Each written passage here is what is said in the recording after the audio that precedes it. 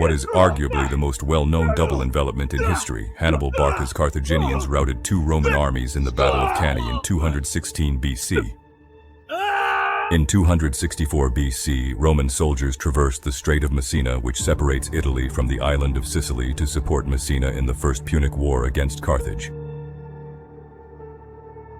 Rome took to the water during the conflict, defeating Carthage in naval engagements at Mylae in 260 BC and Economus in 256 BC. Carthage gave up following another Roman victory in Sicily, despite the fact that the tide of battle changed multiple times. According to the conditions, Carthage agreed to pay a hefty fine, give up its territories in Sicily to Rome, and return all Roman prisoners and deserters as part of the Peace of Catullus. The renowned general Hamilcar Barca of Carthage solidified Carthaginian authority in Spain during the 23-year uneasy peace that ensued. Hamilcar's son Hannibal carried on his father's work. Because Hannibal drove the war to Rome mainly on his own in the Second Punic War, which raged from 218 to 201 BC, it has been referred to as the struggle of one man against a nation.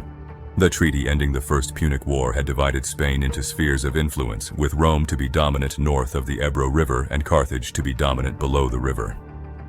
A bone of contention between the two arose in Saguntum, a city south of the Ebro River on the Mediterranean coast and thus in Carthaginian-assigned territory, but with a government that favored Rome.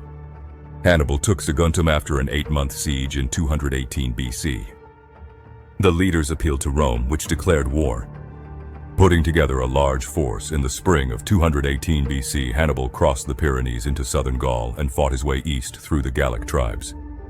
In an amazing feat, Hannibal battled hostile tribes in the elements to cross the Alps with his army. He arrived in Italy with perhaps 26,000 men and 15 war elephants. For the next 16 years, Hannibal campaigned in Italy. Strengthened by discontented Gauls from northern Italy who joined his forces, Hannibal advanced through the Po Valley and into southern Italy, defeating every Roman army sent to oppose him. After successive Roman losses, the Senate appointed Quintus Fabius Maximus as dictator for 6 months. Rather than risk open battle against Hannibal's superior cavalry, Fabius adopted a cautious strategy, earning the nickname Cunctator, meaning the delayer. Impatient, in 216 BC, the Romans replaced Fabius with 2 consuls, Gaius Terentius Varro and Lucius Aemilius Paulus.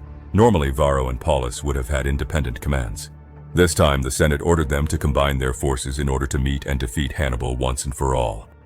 Together, the Roman consuls commanded an unprecedented host, 8 legions, each enlarged beyond the usual size, numbering 5,000 infantry and 300 cavalry apiece.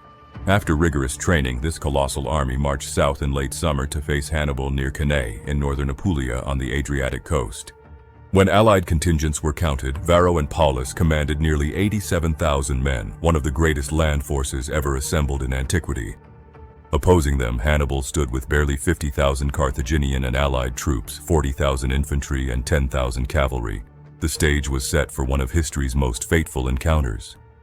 The Roman consuls alternated command each day. It was Gaius Terentius Varro's turn to lead. Confident in his vast numbers, he ordered the legions into battle. Though hesitant, his colleague Paulus had no choice but to comply. The armies assembled on the open plain beside the Aufidus River, where Paulus left 10,000 men behind to guard the camp. Varro arrayed the cavalry on both flanks and massed the infantry into an unusually dense formation at the center, the maniples drawn close together in a deep, solid block. His strategy was simple but bold, to drive his massive infantry force straight through Hannibal's center, break it apart, and then turn his overwhelming numbers to crush each Carthaginian wing in succession. Hannibal drew up his army in a linear formation. His cavalry, which was superior to the Romans, was on the flanks, with his brother Hasdrubal commanding the Spanish and Gallic cavalry on the left and the Numidian cavalry on the right. The infantry was in the center, and Hannibal placed his best-trained African heavy infantry on either side, with the center formed of Spanish and Gallic infantry in a convex position. Hannibal personally supervised its slow-planned withdrawal before the heavy Roman pressure. As the Romans pressed forward, Hannibal's plan unfolded with precision. He directed his cavalry on the flanks to sweep aside their Roman counterparts, clearing the wings of resistance. In the center, the Roman legions surged ahead, forcing back the deliberately overextended Carthaginian line, which buckled and collapsed inward. Believing victory within their grasp, the Romans drove deeper into the apparent breach. At that moment, Hannibal gave the signal. His infantry, positioned on either side of the weakening center, wheeled inward like closing jaws, ready to trap the Roman host. Then came the final stroke.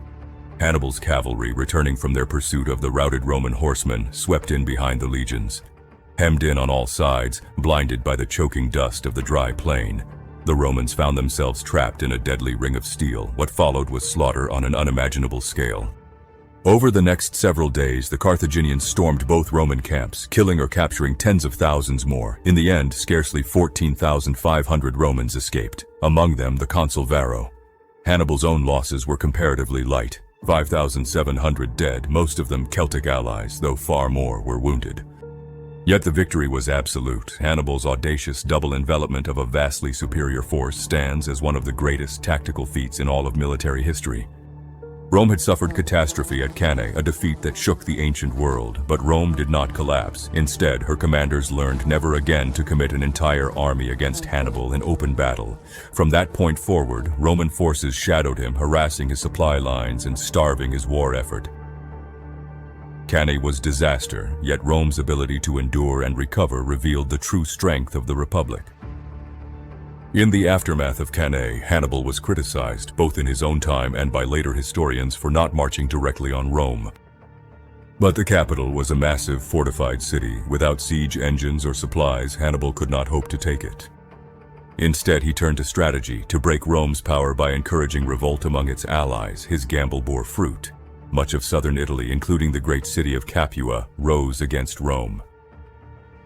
Syracuse and Sicily also defected, and in the north, the Gauls destroyed a Roman army sent to suppress them. Yet despite the disasters, the heart of the Republic held firm. The peoples of central Italy, bound by decades of Roman governance and the rewards of citizenship, stood by the Republic. Though shaken, Rome endured and prepared to continue the struggle.